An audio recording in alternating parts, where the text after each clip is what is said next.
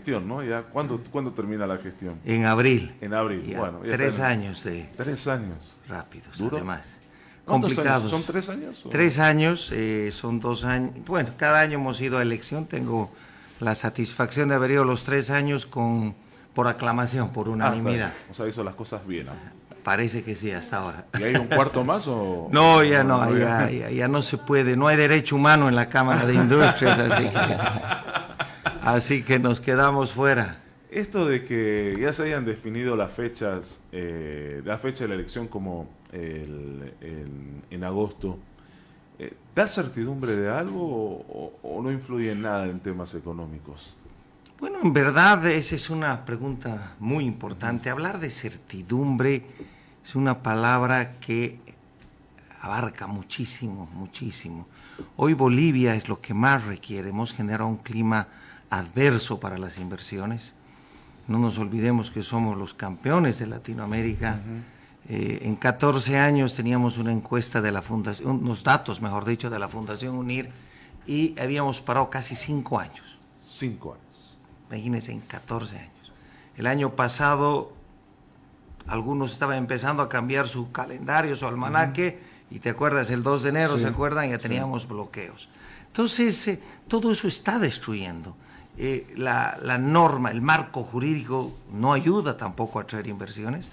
Estamos un puesto antes de Haití, lo cual no nos ayuda. Todas esas otras disposiciones que no permiten el desarrollo empresarial, esas limitaciones en cuanto a exportaciones, vetos y demás, pues nos hacen un flaco favor. El tema que decías del tiempo para las elecciones, pues yo creo que va a ser las fechas están, los bolivianos queremos ir a elecciones, así que esperemos que podamos llegar a las mismas en tiempo, en plazo, y bueno, cada uno tomará pues una opción, de las cuales creo que ya tenemos bastantes. ¿Qué es lo más complicado hoy por hoy dentro de este año del Bicentenario, económicamente hablando, en Bolivia? Bueno, hay muchos retos, amigos. El tema más difícil era el que ustedes mencionaban cuando yo ingresaba acá, el tema de los dólares, ¿no? Se ha vuelto ya un recuerdo de la juventud, los dólares, es bien difícil conseguirlos. Acá también hay que reconocer el papel que ha jugado la banca, nos ha dado esa estabilidad del sistema financiero. Imagínense un sistema financiero que no tenía dólares, que ha hecho lo posible por asignar a los empresarios, a la industria, y tratar de devolver. No nos olvidemos que son más de 2.000 millones de dólares en depósitos. Entonces ha tratado de devolver como ha podido. Estamos ya casi 2 años también sin dólares. Entonces ha jugado, yo creo, un rol muy importante la banca en este tiempo. Obviamente hubiésemos querido, como muchos depositantes, ir y recuperar tus dólares. Como empresarios, como industriales, obviamente nos encantaría volver a lo que fue antes de marzo del año pasado, del anteaño, perdón, y poder recuperar o poder hacer las transferencias necesarias.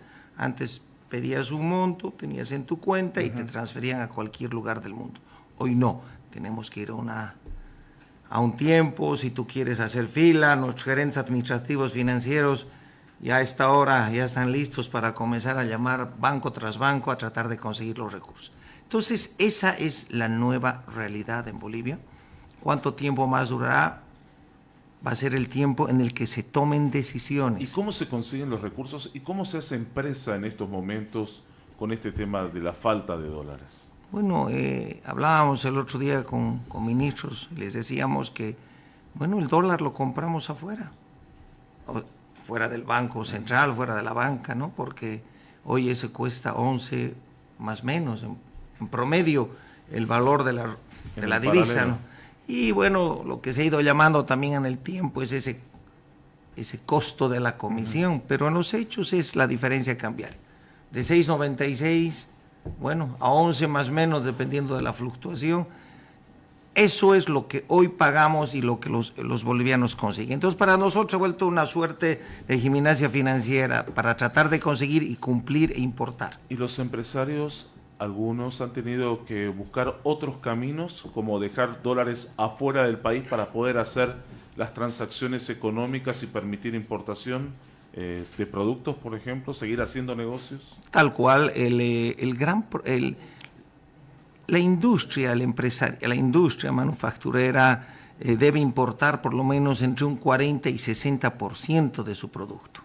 Entonces, eso es lo que requerimos, demandamos. La industria boliviana requiere más o menos 12 millones de dólares diarios, el monto es alto.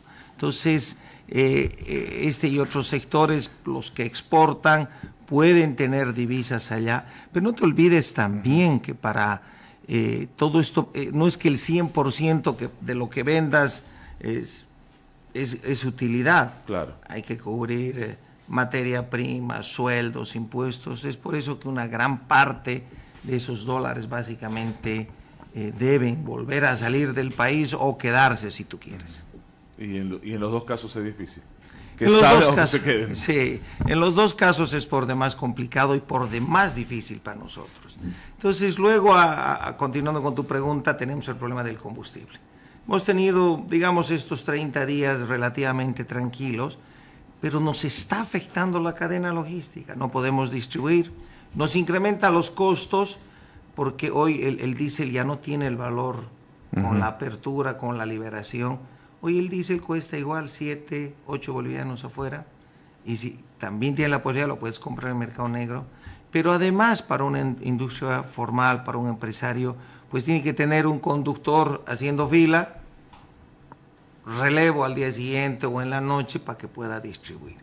Empresas que tienen que hacer un acopio del producto, pues igual tienen los mismos problemas porque están tardando, no tienen todos los vehículos para hacer el acopio. Entonces, en verdad, se nos complica muchísimo el tema logístico hoy en día. Esas son dos variables que hoy nos ponen nerviosos. ¿Son las más complicadas en estos momentos? Son esas, la amplia normativa. Hoy estamos tratando de explicarle y hacerle entender al gobierno esta disposición séptima que fue aprobada con el presupuesto. Es otra norma que nos preocupa porque ya Bolivia tiene normativa.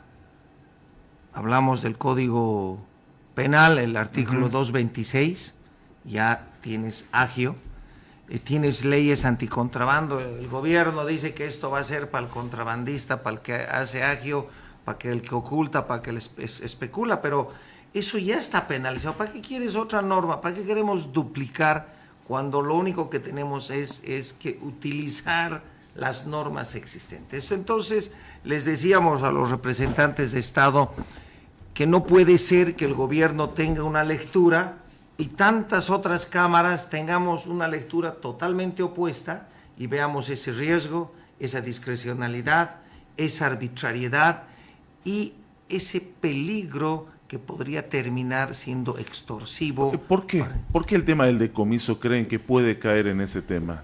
Porque, o sea, ¿cómo se podría llegar a tener un fin que no es el legal y el correcto? Precisamente por la lectura de este artículo. Cuando el gobierno lee, dice no les va a pasar nada a los formales porque ustedes no hacen agio. Pero cuando habla de entes estatales y que podrán hacer el decomiso, etcétera, hagamos un ejemplo, entran a una distribuidora y ven 500 cajas de lo que fuese, no importa, aceite, arroz, quintales, botellas. Si esta empresa vende entre 10, 20 al mes o a la semana, 500 de repente es un monto excesivo, pero eso es lo que tiene que entregar a sus distintos compradores. Digamos que tienes restaurantes, tienes que entregar a cada uno a la semana 10 botellas de aceite, que para un restaurante de repente es mucho, poco, dependiendo del tamaño. Entonces, ese es el concepto peligroso. En una industria, obviamente, tienes que acumular un tanto para exportar, tienes que tener en almacenes stock y otro tanto para entregar a tus clientes. Hay muchos que te hacen compras a futuro y lo único que por tema de espacio te van a recoger en el tiempo. Entonces, es demasiada la casuística en una tienda de barrio o un pequeño supermercado. Ese es el gran problema y la preocupación que tenemos.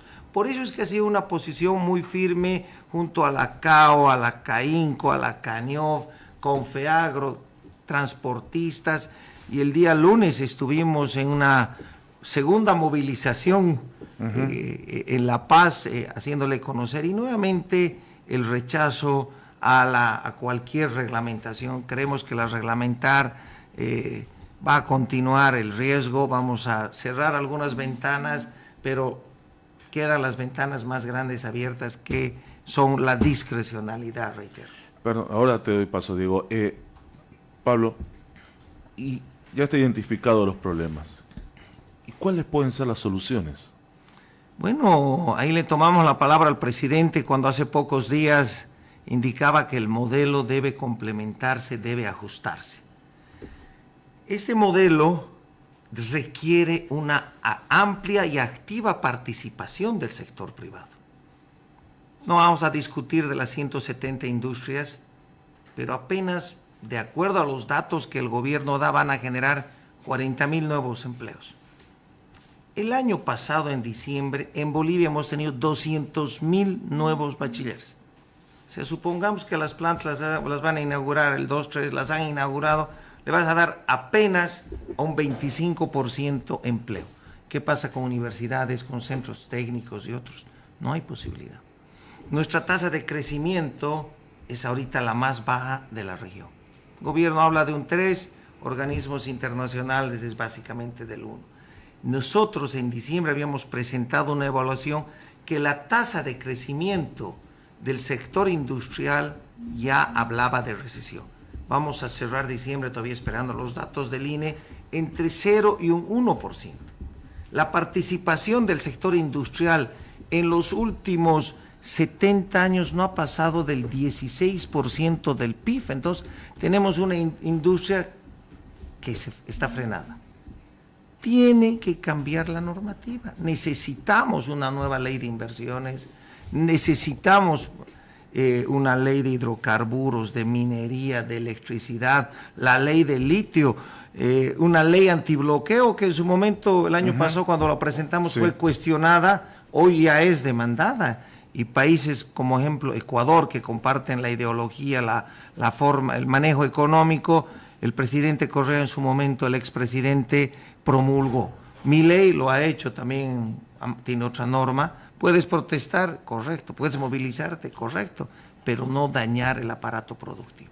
Lo que hemos hecho en La Paz, hemos salido un movimiento junto a todos estos presidentes y en representación de otras cámaras, pero sin perjudicar, sin bloquear en las calles. Entonces, el principio, lo que nos está frenando hoy día a los bolivianos es que no tenemos seguridad jurídica, por eso no llegan empresas.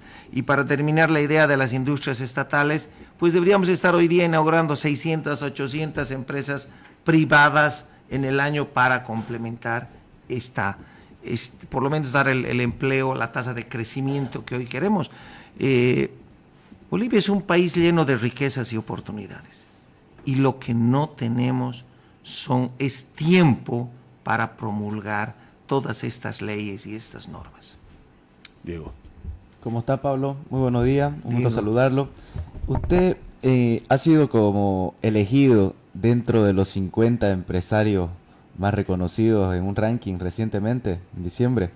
Y el emprendedurismo, emprender, ha sido ya un reto.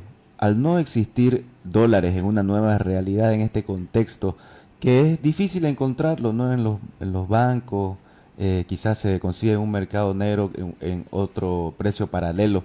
¿Qué papel puede jugar la nueva tecnología de la moneda digital?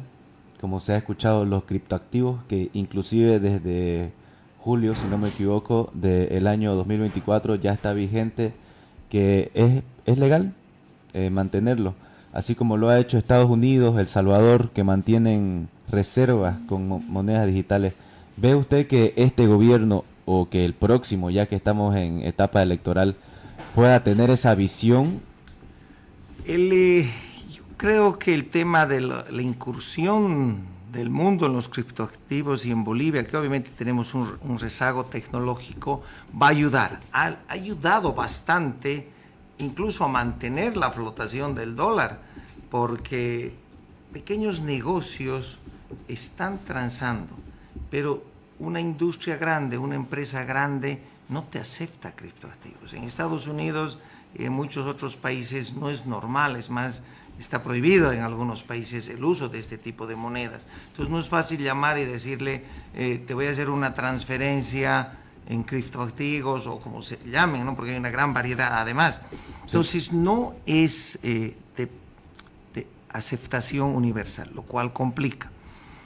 Se está avanzando, está trabajando, como tú dices, el gobierno ya ha legalizado, han pretendido también hacer un registro de quienes van a comenzar a transar. Por ejemplo, en el caso de los papás que tienen hijos en el exterior, les ha ayudado muchísimo porque han podido transferir $1,000 mensuales, 5,000, qué sé yo, y eso ha bajado la presión. Va a ser parte de la solución, pero hoy transferir 1, 2, 3 millones en criptoactivos o con cualquier otra denominación, pues sigue siendo imposible. Entonces hay que continuar con esa gimnasia financiera para tratar de no parar nuestras industrias, nuestras empresas. Pablo, nuestro país es más informal que formal, y por mucha diferencia. No estamos hablando del 75, 80%, que fue el último, la última cifra, sí, el último dato. ¿Habrá alguna forma de cambiar esta situación?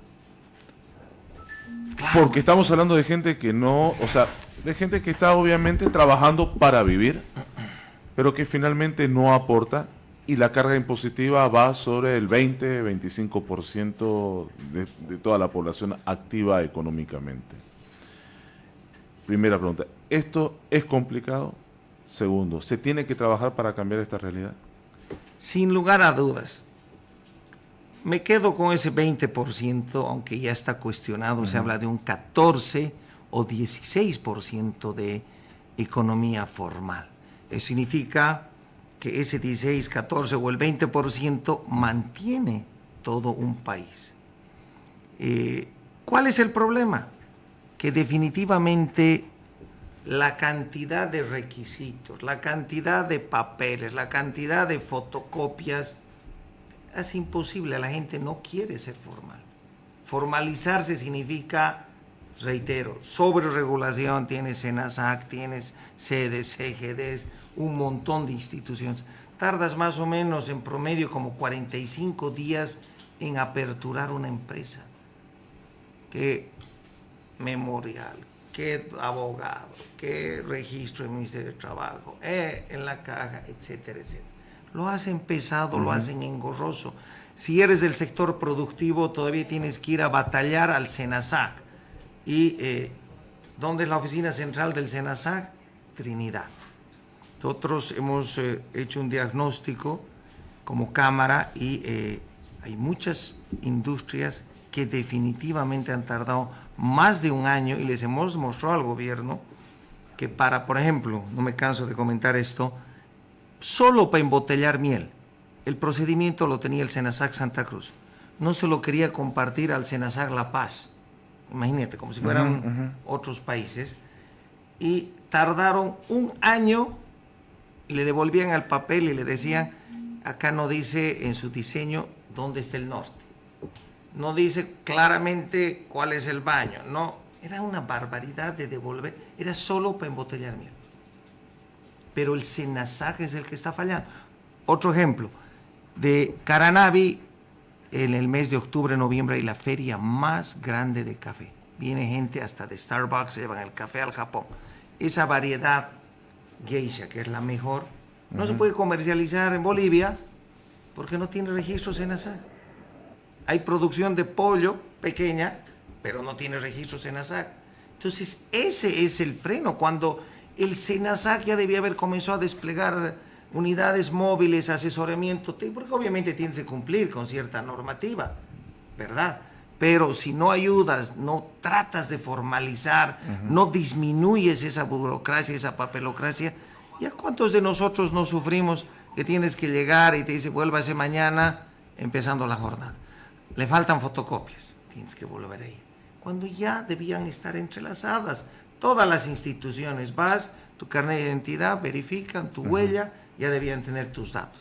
El procedimiento debería ser simple. Entonces, sí debe trabajarse muchísimo en digitalizar, en sistematizar todos los procedimientos y hacer que la gente se formalice, pero entre fotocopia y fotocopia, vuélvase mañana. ¿Y cómo incentivamos esa formalidad tiene que ser una visión de gobierno, de comenzar a formalizar la economía, disminuir esos regímenes. Ahí está, hablábamos de normativa, el Código Tributario en su concepto, en su nacimiento, Diego Ezequiel, era universal.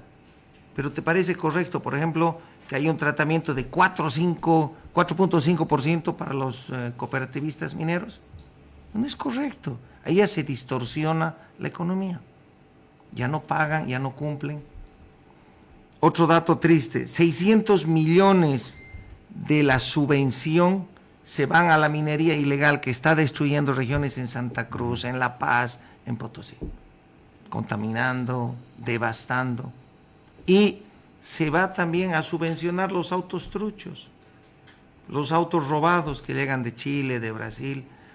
Hay ciudades, municipios en los que vemos en la tele que hay ferias, sábados, domingos, y hemos perdido el Estado de Derecho ya en esa región. O sea, el concepto de igualdad no se aplica en la economía. No, porque acá circulas sin impuesto y te quitan la placa, ¿no?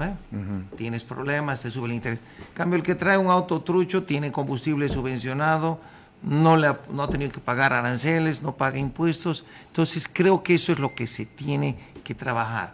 Se debe ir incorporando paulatinamente a más sectores. Eso es lo que hay que trabajar, ese es lo que le corresponde al Estado. El gobierno debe ser para 11.5 millones de bolivianos, buscar mejores condiciones económicas.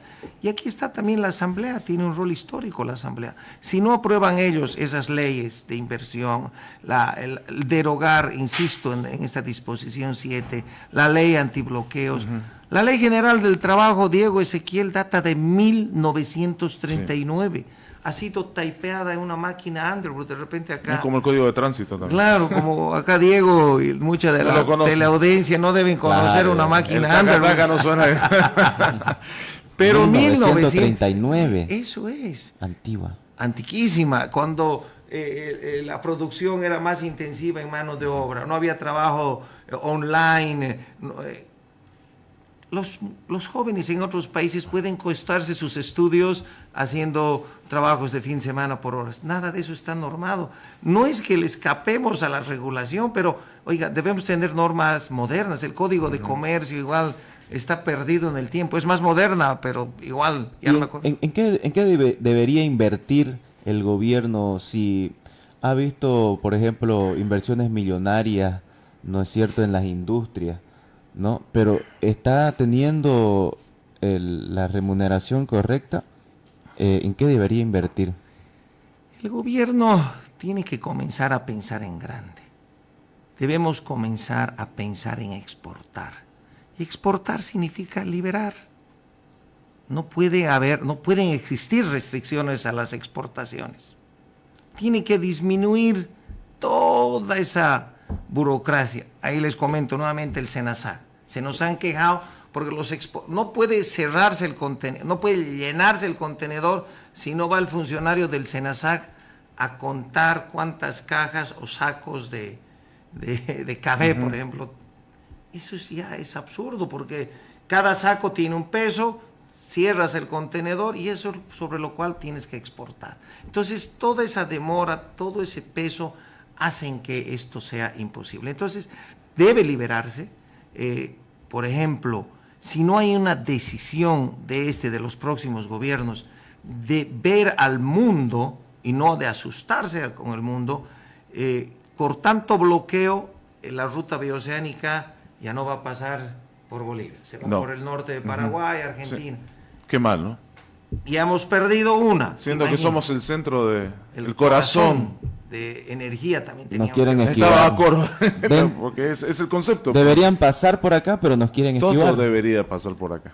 O sea, deberían sí o sí pasar por acá, pero nos quieren esquivar. El hub Virubiru quedó en un proyecto, no se terminó, ¿no? No. Y era un proyecto interesante de traer que muchas de las importaciones y exportaciones de otros países pasen por aquí. La ruta bioceánica, ahí quedó, nos hacen chance. Nos quiere hacer chance Argentina con el gasoducto a Brasil. Están hablando de ir por Paraguay, si no me equivoco, sí, y no contratar los servicios, por lo menos ser cobrar un peaje por el gas argentino que pasa hacia el Brasil. O sea, todo suma. Todo suma lo que... Pero suman también los problemas. Y acá, por eso, y mira que por esos problemas, de los problemas que perdemos. suman aquí. Ajá. Ahora, y en este mar de problemas nos olvidamos del proyecto Chancay. Ya. Chancay es un proyecto público-privado que empezó hace más de 10 años, 6.000 millones de dólares en inversión. ¿Qué está pasando?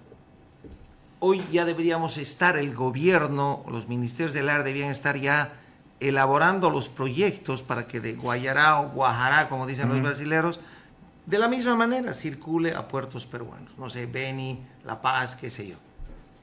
30% del comercio exterior brasilero va a dejar de dar la vuelta por Panamá y va a circular hacia Chancay.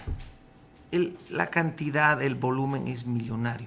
Ya deberíamos tener a hoy un proyecto a diseño final de infraestructura de trenes, ferroviaria. Deberíamos tener infraestructura caminera que permita que camiones de ese tamaño circulen por nuestro territorio. Tema aeropuertos, porque también se complementa con Chancay. Sí. Va a llegar mucho producto, se van a desconsolidar los contenedores y esa mercadería va a ir por cargueros seguramente a Brasil, a Paraguay, a Uruguay, a Argentina, a Bolivia mismo, porque el tiempo que hoy tenemos es 30% menos con Chancay, en costos y en tiempo más o menos. Pero hoy, ¿qué aeropuerto está siendo modernizado? El de La Paz, chiquito, necesita mantenimiento, no tiene las pistas. El de Cochabamba ya ha quedado al lado de la plaza. Chiquito. El de Santa Cruz, que en su momento decían, no, es un aeropuerto demasiado grande, sobredimensionado. Ya ha quedado chico. Sí. Para la visión de mundo, para lo que queremos, ya son aeropuertos chicos. Otro dato de aeropuertos. Si pudiéramos traer 750,000 turistas de Perú que llegan para el 30% más o menos, que llegan a Perú como turistas. No miran el turismo aquí. No. 1.200 millones de dólares solo en turismo. La industria sin chimenea no existe en Bolivia. ¿Qué es eso de fácil, Ezequiel, fácil, Boris? Lo único que tienen es que aperturar los cielos. Tenemos una pésima comunicación aérea interna y con el exterior, cuando deberían comenzar a llegar en líneas. Imagínate la infraestructura hotelera que tiene Santa Cruz. Hay inversiones millonarias, gastronómicas. El turista va a querer pagar, no sé, una cena de $100, pero también va a pagar un sándwich de 2 pesos, de 5 pesos, de 10 pesos. Es la reactivación inmediata. Claro, lo que nos llega, Diego, es el rebalse de Perú. O sea, es un rebalse, es lo que ven, nos encontramos por aquí, entramos a Tiahuanacu, claro, o al lago Titicaca, ¿no? Y lo que llega también aquí a la Chiquitanía, y no es la gran cantidad de gente que debería.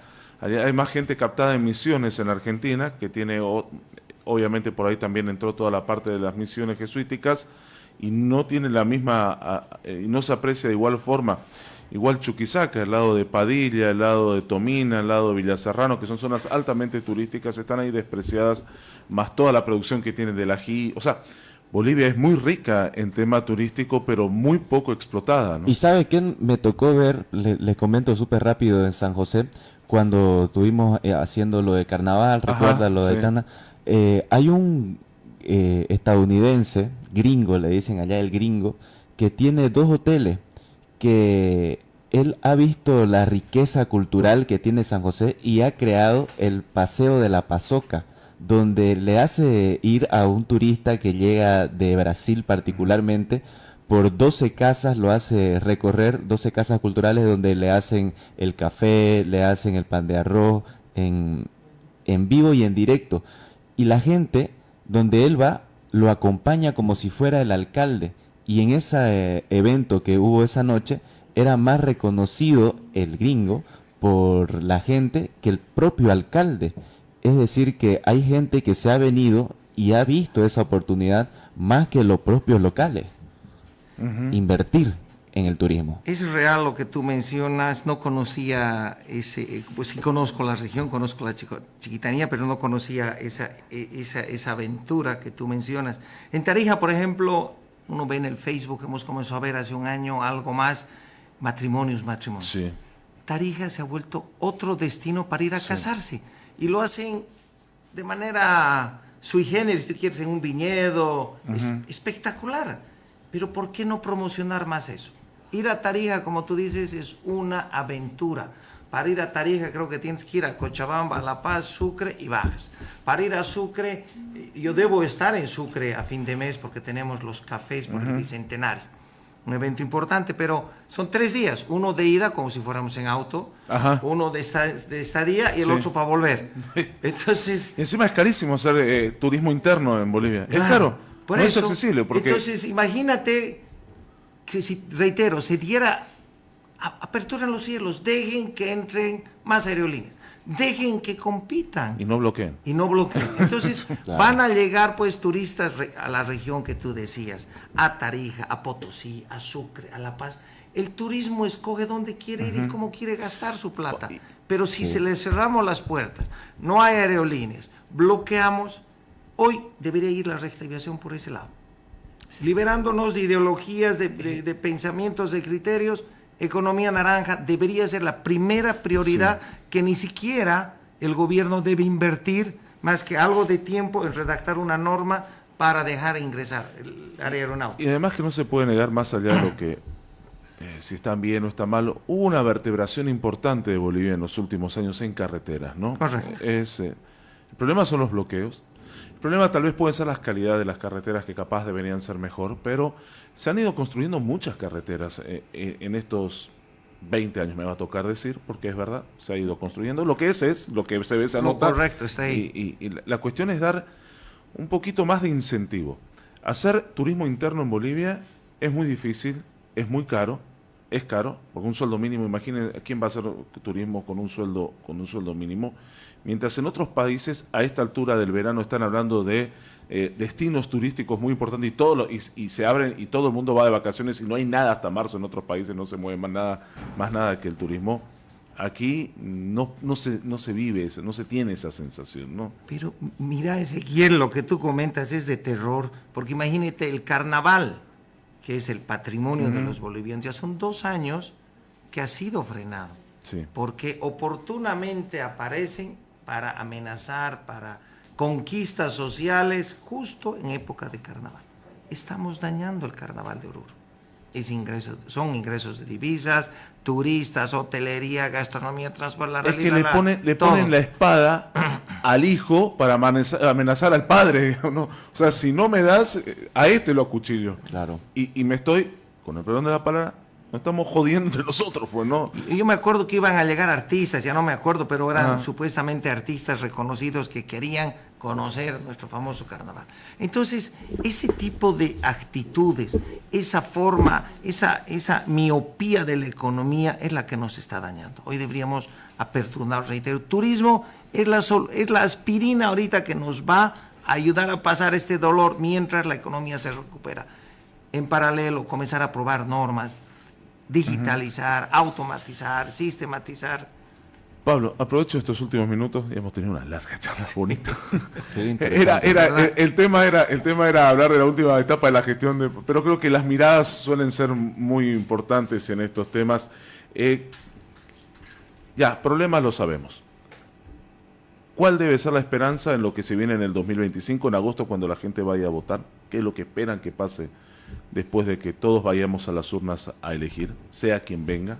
¿Qué es lo que debería pasar? Y la otra pregunta, ¿cuál es el sello que deja Pablo Camacho en la Cámara Nacional de Industria? A ver, vamos a ir por la última. Creo que han sido 3 años intensos de trabajo. Hemos logrado la unidad del sector industrial. Hay una relación de mutuo trabajo con CAINCO, con ICAM, con la Cámara de Industria de Chuquisaca, de Tarija, de Oruro, de Pando. Hemos logrado esa sinergia. Juntos somos más fuertes. Y de esa manera hemos generado comunicados, propuestas al gobierno con satisfacción. Nosotros podemos decir que el 1 de agosto, por ejemplo, en un trabajo conjunto con Jean-Pierre, con Marina Estela de Tarija, etcétera, el 1 de agosto presentamos a Bolivia una propuesta de corto, mediano y largo plazo. El documento está ahí, siempre están las voces negativas, dicen pierden tiempo, gastan, pero no, es una propuesta que algún gobierno la va a recuperar, y ahí está, por ejemplo, el tema de economía naranja. Hemos trabajado mucho el tema de género generacional. Yo me voy ahora con 54 años, el 1 de mayo es mi cumpleaños, pero dejo un presidente... Bien trabajado. Bien trabajado. Dejo un presidente de 40 años, que es el candidato visible para ser presidente de la Cámara Nacional. Tenemos una directora de 31 años. Tenemos 2/3 de gerentes en la Cámara. 64% del personal administrativo son mujeres. Entonces nos hemos vuelto una Cámara que ha renovado, y ese es un gran cambio dentro del sector privado. ¿Qué hemos hecho con el gobierno? Hemos apostado por el diálogo, que no debe avergonzarnos. Obviamente ya hemos comenzado también a pedir, más allá del diálogo y de la imagen, de la foto, queremos resultados. Claro que sí. Entonces esas son, creo, en resumen, los grandes logros esos son los grandes resultados. Reunirnos con 3 ministros la anterior semana, está bien, debería ser normal en cualquier país, pero llevar la representación, reitero, de la CAO, de CANIOF, de CANEF, no pudieron llegar a la reunión, pero ya la Cámara de Industria, el que habla, se volvió un portavoz fiable del sector privado, de las 9 regiones del país, para ir a mostrarle al presidente, a los ministros, nuestra posición sobre esa disposición safety. Entonces creo que hemos trabajado mucho en el tema nacional, que eso es lo importante. ¿Y la esperanza? Cierre de año, elecciones. Mira, algo que también hemos impulsado y me estaba olvidando. ¿Esperanza o lo que se tiene que hacer, perdón? Y propuesta. Porque es bien fácil criticar, aquí podemos entrar a criticar el color de las cortinas, la luz, pero ¿cuál es la propuesta? Y eso es lo que ha hecho la Cámara. Desde la nacional, desde las departamentales, cada una ha generado una propuesta distinta. El valor importante que tiene en la región Caínco el empresariado cruceño, el empresariado tarijeño, el empresariado potosino. Entonces, todo eso es lo que hay que rescatar, valorar y mostrar. Reitero, desde la Cámara hemos apostado por la propuesta. Y hay documentos que los tiene el gobierno. Ojalá los puedan implementar. Y esos documentos los vamos a actualizar y los vamos a volver a presentar a los próximos gobiernos. Ayer teníamos una reunión larga con Jean-Pierre hablando de todas estas cosas y medidas que se deben implementar. Entonces, el trabajo queda, las instituciones quedan, las personas somos las que vamos cambiando en el tiempo, pero tiene que ser un tema institucional. No hay derecho humano en la Cámara de Industrias, así que ahora nos toca ver el país desde el espacio que sea para poder continuar. Hoy, reitero, Bolivia no tiene tiempo para tomar decisiones. Gracias, Pablo, por esta conversación. Hemos dado una vuelta a diferentes aspectos de la economía y, como todos, esperemos que cada día sea mejor para todos. Gracias, y para cerrar voy a hacer una cita. Nosotros no hacemos agio, nosotros no especulamos, nosotros no confabulamos. El industrial, el empresario produce. Muchas gracias, Santa Cruz. Gracias Bolivia, Ezequiel, Boris, gracias. Diego, Diego, ya le cambiamos a Diego. Pero bueno, eso es. Bolivia merece oportunidades, nuestros hijos merecen oportunidades. Gracias. Gracias, Pablo. Muy bien, vamos a la pausa, ya volvemos en Dicho y Hecho juntos hasta las 10 de la mañana.